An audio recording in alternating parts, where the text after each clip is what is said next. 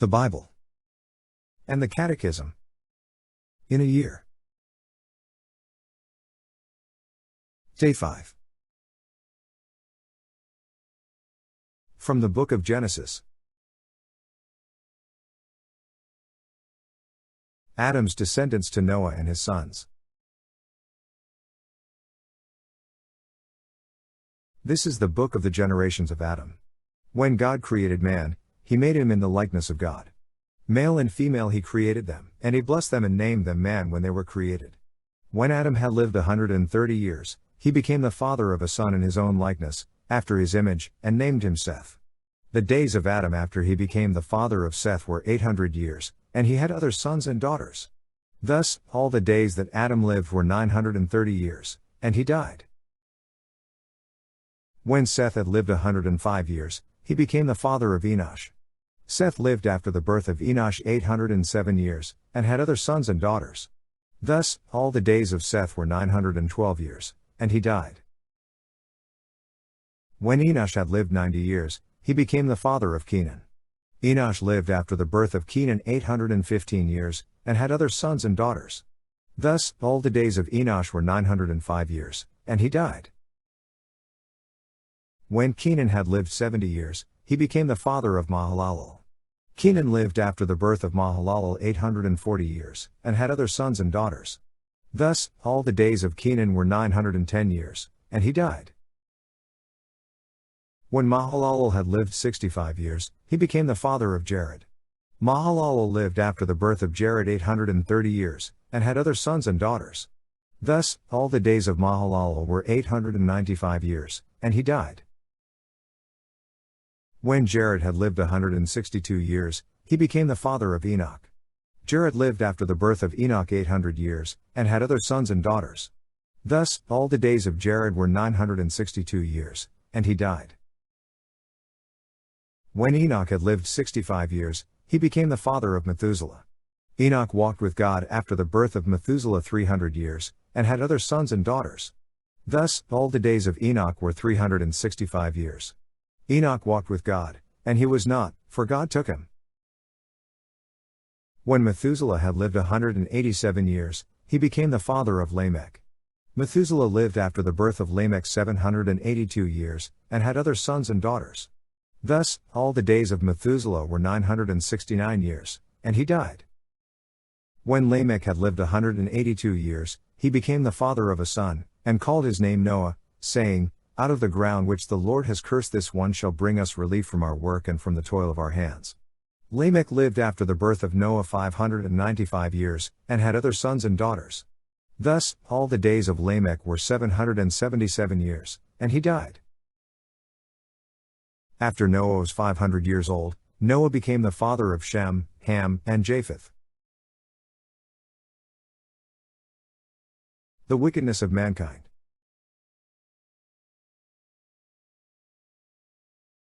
When men began to multiply on the face of the ground, and daughters were born to them, the sons of God saw that the daughters of men were fair, and they took to wife such of them as they chose. Then the Lord said, "My spirit shall not abide in man forever, for he is flesh, but his days shall be 120 years. The Nephilim were on the earth in those days, and also afterward, when the sons of God came in to the daughters of men, and they bore children to them. These were the mighty men that were of old, the men of renown. The Lord saw that the wickedness of man was great in the earth, and that every imagination of the thoughts of his heart was only evil continually. And the Lord was sorry that he had made man on the earth, and it grieved him to his heart. So the Lord said, I will blot out man whom I have created from the face of the ground, man and beast and creeping things and birds of the air, for I am sorry that I have made them. But Noah found favor in the eyes of the Lord.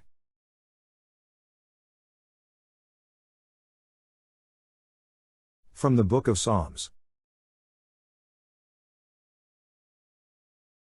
Trust in God for deliverance from enemies. To the choirmaster, for the flutes. A Psalm of David. Give ear to my words, O Lord. Give heed to my groaning. Hearken to the sound of my cry, my King and my God. For to thee do I pray. O Lord, in the morning thou dost hear my voice. In the morning I prepare a sacrifice for thee, and watch. For thou art not a God who delights in wickedness. Evil may not sojourn with thee. The boastful may not stand before thy eyes. Thou hatest all evildoers. Thou destroyest those who speak lies. The Lord abhors bloodthirsty and deceitful men. But I, through the abundance of thy steadfast love, will enter thy house. I will worship toward thy holy temple, in the fear of thee. Lead me, O Lord, in thy righteousness, because of my enemies. Make thy way straight before me. For there is no truth in their mouth. Their heart is destruction. Their throat is an open sepulchre. They flatter with their tongue. Make them bear their guilt, O God. Let them fall by their own counsels. Because of their many transgressions cast them out. For they have rebelled against thee. But let all who take refuge in thee rejoice. Let them ever sing for joy. And do thou defend them, that those who love thy name may exult in thee. For thou dost bless the righteous, O Lord. Thou dost cover him with favor as with a shield. From the Gospel of Matthew. The temptation of Jesus. Then Jesus was led up by the Spirit into the wilderness to be tempted by the devil. And he fasted 40 days and 40 nights, and afterward he was hungry. And the tempter came and said to him, If you are the Son of God, command these stones to become loaves of bread. But he answered, It is written, Man shall not live by bread alone, but by every word that proceeds from the mouth of God. Then the devil took him to the holy city, and set him on the pinnacle of the temple, and said to him, If you are the Son of God, throw yourself down, for it is written, He will give his angels charge of you. And on their hands they will bear you up, lest you strike your foot against a stone. Jesus said to him, Again it is written, You shall not tempt the Lord your God. Again, the devil took him to a very high mountain, and showed him all the kingdoms of the world and the glory of them, and he said to him, All these I will give you, if you will fall down and worship me. Then Jesus said to him, Begone, Satan. For it is written, You shall worship the Lord your God, and him only shall you serve. Then the devil left him, and behold, angels came and ministered to him. Jesus begins his ministry in Galilee.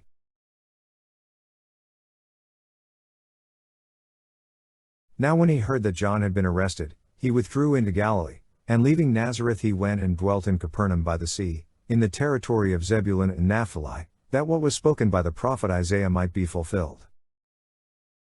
The land of Zebulun and the land of Naphtali. Toward the sea, across the Jordan. Galilee of the Gentiles. The people who sat in darkness have seen a great light. And for those who sat in the region and shadow of death, light has dawned. From that time Jesus began to preach, saying, Repent, for the kingdom of heaven is at hand. Jesus calls the first disciples.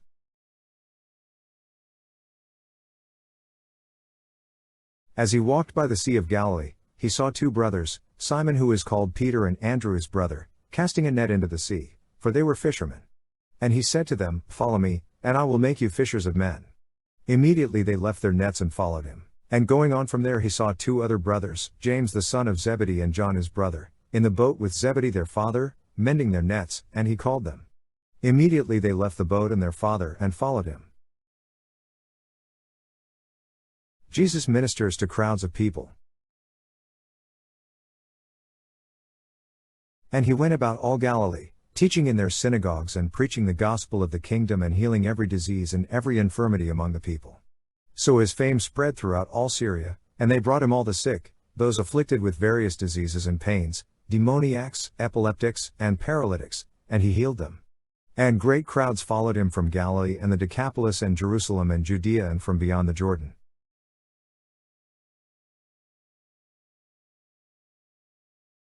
From the Catechism. Part 1, The Profession of Faith. Section 1, I believe. We believe.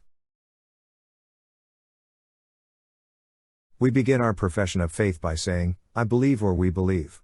Before expounding the Church's faith, as confessed in the Creed, celebrated in the liturgy and lived in observance of God's commandments and in prayer, we must first ask what to believe means. Faith is man's response to God, who reveals himself and gives himself to man, at the same time bringing man a superabundant light as he searches for the ultimate meaning of his life. Thus we shall consider first that search, chapter 1, then the divine revelation by which God comes to meet man, chapter 2, and finally the response of faith, chapter 3. Chapter 1, Man's Capacity for God. The desire for God.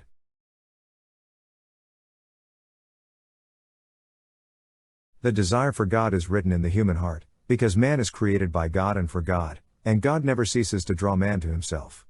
Only in God will he find the truth and happiness he never stops searching for. The dignity of man rests above all on the fact that he is called to communion with God. This invitation to converse with God is addressed to man as soon as he comes into being. For if man exists, it is because God has created him through love, and through love continues to hold him in existence. He cannot live fully according to truth unless he freely acknowledges that love and entrusts himself to his Creator. In many ways, throughout history down to the present day, men have given expression to their quest for God in their religious beliefs and behavior, in their prayers, sacrifices, rituals, meditations, and so forth. These forms of religious expression, despite the ambiguities they often bring with them, are so universal that one may well call man a religious being.